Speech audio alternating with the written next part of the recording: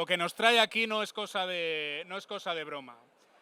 Lo que nos trae aquí es una movilización que, como sabéis, se enmarca en la cerrazón que están teniendo las organizaciones empresariales para hacer algo que es de justicia.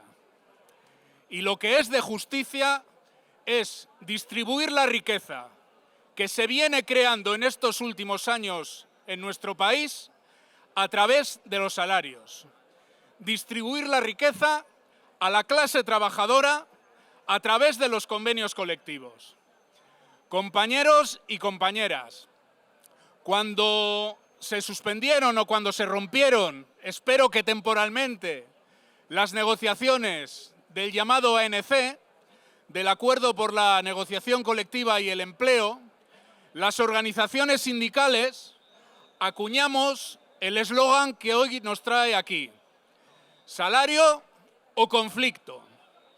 Y lo hacíamos para mantener una secuencia de movilizaciones de este tipo, como la que tuvimos en el mes de junio en Madrid, como la que hoy estamos teniendo en el conjunto de los territorios de España, y como la que tendremos en el mes de octubre, no lo sé, pero desde luego en el otoño, donde habrá un gran acto sindical para seguir reivindicando a las organizaciones empresariales que los salarios tienen que mejorar para garantizar el poder de vida de los trabajadores y de las trabajadoras. Pero también dijimos que esta campaña no se iba a centrar solo en 2 o 3 o 4 grandes actos o actos delante de las organizaciones empresariales, sino que íbamos a poner toda la carne en el asador para tensionar la negociación de los convenios colectivos. Porque es en los convenios colectivos donde se dirime de verdad cómo se distribuye la riqueza de nuestro país. Y es en los convenios colectivos donde los trabajadores y las trabajadoras, organizadas en torno a los sindicatos, tenemos que dar la batalla para distribuir esa riqueza. Porque lo primero que hay que dejar claro es que esa riqueza existe. Estamos siendo sometidos a un chantaje retórico según el cual, como se incrementan los precios, como se incrementa la energía, como se incrementa el gas, el petróleo y las materias primas, no se puede reivindicar porque los pobres empresarios y empresarias, si tienen que subir el salario, van a quebrar las empresas. Pero nosotros sabemos cuál es la realidad, porque la están dando los datos económicos. La realidad es que las empresas en España han acumulado excedentes desde el año 2016 por varias decenas, por varios cientos de miles de millones de euros.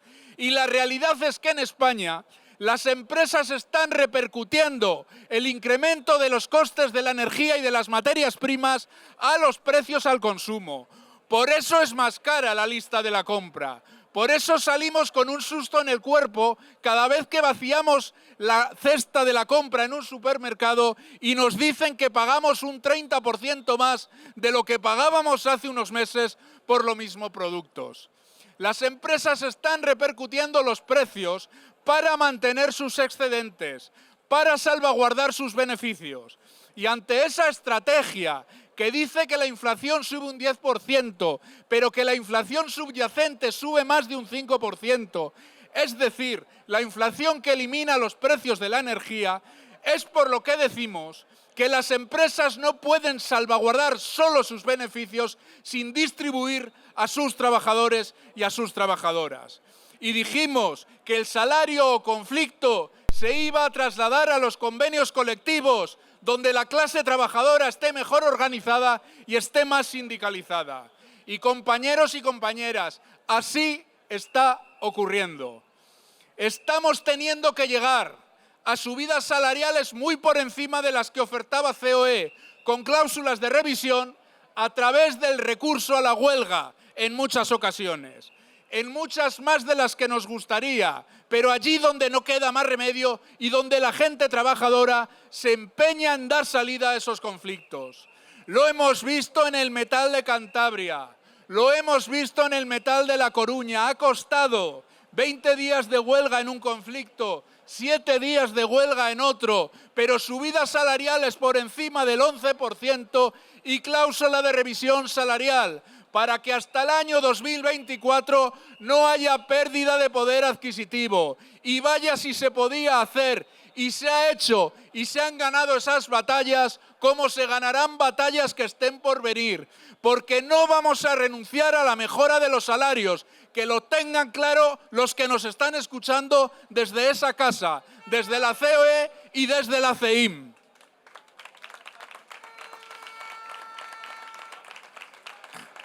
A nosotras y a nosotros no nos gusta hacer huelgas por hacer. Emplazamos a retomar las negociaciones para un acuerdo salarial justo y equilibrado, que facilite la negociación de los convenios colectivos, que la saque de la vía de la conflictividad. Somos conscientes de que la situación a nivel europeo y a nivel mundial no va a ser fácil mientras dure la guerra de Ucrania. Somos conscientes de que el incremento de los precios deteriora una economía en el medio y en el largo plazo. No queremos el conflicto por el conflicto, pero no vamos a permitir pacíficamente que el pato de esta situación, que no hemos generado los trabajadores ni las trabajadoras, que no hemos generado las mayorías sociales, vuelva a recaer el coste en la clase trabajadora, en las clases populares, como ocurrió hace una década. Y por tanto, si llegamos a un acuerdo equilibrado, con garantía del poder de compra, sería una fórmula de facilitar esa negociación de los convenios colectivos. Se nos está emplazando a un llamado pacto de rentas. Las organizaciones sindicales, claro que estaríamos dispuestas a sentarnos en una mesa, no solo con las organizaciones empresariales, sino también con el Gobierno, para decidir cómo se distribuyen los costes de lo que está por venir. Pero para que sea un pacto de rentas, tiene que ser un pacto de rentas en plural, compañeros y compañeras. No vale confundir un pacto de rentas con un pacto de caída salarial, porque no vamos a firmar un pacto de caída salarial. No vamos a admitir pacíficamente que el pato lo vuelvan a pagar los trabajadores y las trabajadoras. Y si tiene que haber un pacto salarial, teniendo en cuenta lo que viene, si queremos que esto forme parte de un pacto de rentas, hay que hablar de fiscalidad y hay que hablar de salario mínimo interprofesional. Falta todavía una parte del año 2022. Hemos subido mucho en los últimos años el salario mínimo interprofesional, pero hay que garantizar que el SMI, que esos salarios que son de 1.000 euros netos, brutos, de 14.000 euros anuales, sigue la línea de subida para llegar el año que viene al 60% de la media salarial de nuestro país. Y si se quiere hablar de un pacto social, de un pacto de distribución de los costes de la crisis de la guerra, hay que hablar de fiscalidad. No se puede hablar de pacto de rentas si el Gobierno no está sentado en la mesa de ese pacto de rentas. Y hay que proteger a la gente que peor lo pasa. Y hay que proteger a la gente que no llega a fin de mes. Y para eso la fiscalidad puede jugar un papel colateral a la subida de los salarios. Si se mejora la recaudación que pagan las empresas por sus beneficios. En España, no nos vamos a cansar de decirlo, el impuesto de sociedades que pagan las grandes empresas, el sector financiero, el sector de la construcción, que no solo no está sufriendo la crisis de precios, sino que le está saliendo a cuenta, ese impuesto de sociedades no llega al 5%, no llega al 5% de los beneficios que tienen. Simplemente con hacer lo que están haciendo países como Italia, como el Reino Unido, países que incluso tienen gobiernos conservadores, en materia fiscal, se puede recaudar lo suficiente para proteger a millones de personas que no están llegando a fin de mes. Si quieren hablar de pacto de rentas, hablemos, pero hablemos de fiscalidad.